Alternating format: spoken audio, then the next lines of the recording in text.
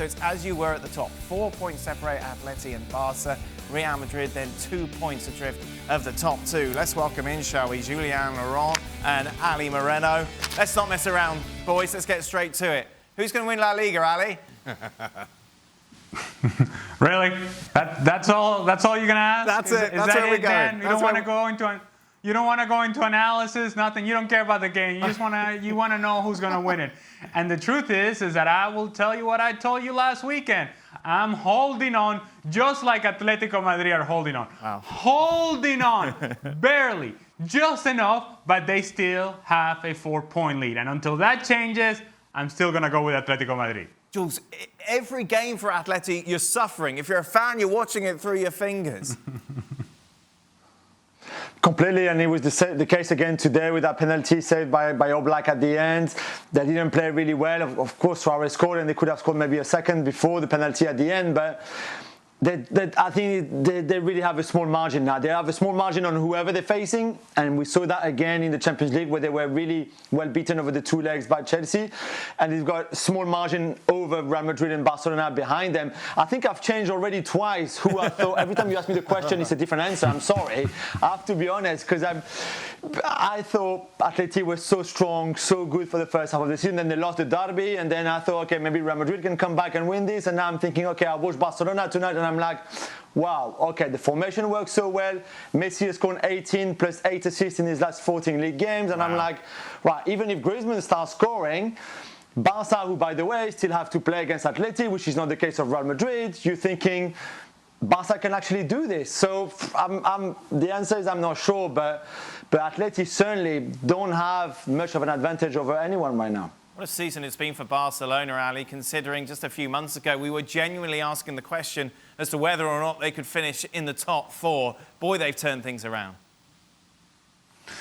Yes, they have. And as much as we've criticized Ronald Koeman early on in the season for some of the decisions that he made in terms of personnel, for some of the decisions that he was making in terms of what he put out on the field, I have to say, Ronald Koeman has now found what I think he believes is his best 11, or at the very least the formation that makes this team most effective and most efficient defensively and in the attack as well. You saw a couple of examples today. Frankie de Jong in the position that he's playing, because PK is out, Frankie de Jong is sort of a center back, but a guy that steps into the midfield. So it's kind of like what Franco Baresi used to do, like Ronald Koeman used to do back in the day. A guy who will defend, but also has the ability to step into the midfield and then provides you an additional number when you are in possession of the ball. What does that do? It pushes Sergio Busquets further up, where he doesn't have to chase around defensively. You also have Sergino Dest and Jordi Alba that become very much an attacking option. We've always known about Jordi Alba, but if Sergino Dest is also giving you something down the right-hand side, they become a lot more difficult to defend against. No better example than that than what we saw today in the third goal, where it's actually Alba to Sergino Dest. And then the other thing that you're getting, aside from the fact that Dembele is getting in behind and the element of speed, is the space for Lionel Messi, where he has the freedom now to move in areas in which he can be truly effective. The sixth goal from Barcelona today was old school Barcelona, was vintage Barcelona. I almost had to say to myself, wait a second, 2011 Barcelona? Where did this come from? They look fantastic today. This may have been the most impressive performance by Barcelona we have seen this season.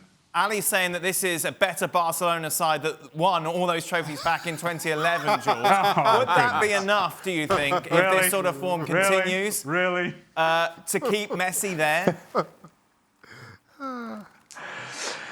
Yeah, I think, listen, for Messi to stay, he needs to be convinced by the project. To start with, the guy at the helm of the project, Joan Laporta, is someone that he trusts and he knows really well. He's the guy who gave him his first professional contract 20 years ago, or whenever it was, like 15 years ago. So this is a good start. Then if he feels that the project and what the club is offering, the young players, the Pedri, the De Jong, the Sergino Dest, those kind of players are making progress, that is getting stronger and stronger, that the formation works, and we've seen that they can be flexible even tactically as well. So if he believes in Ronald Koeman too, I think there's a lot of reasons why he would stay, and you could be quite confident and optimistic for him to stay.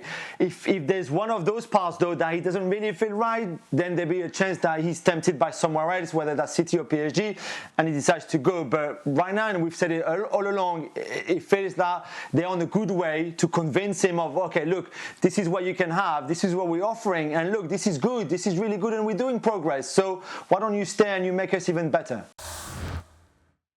Well, thank you very much for watching ESPN on YouTube. For more sports highlights and analysis, be sure to download the ESPN app. And for live streaming, premium content, and let's not forget as well, ESPN FC 7 days a week. Subscribe to ESPN+.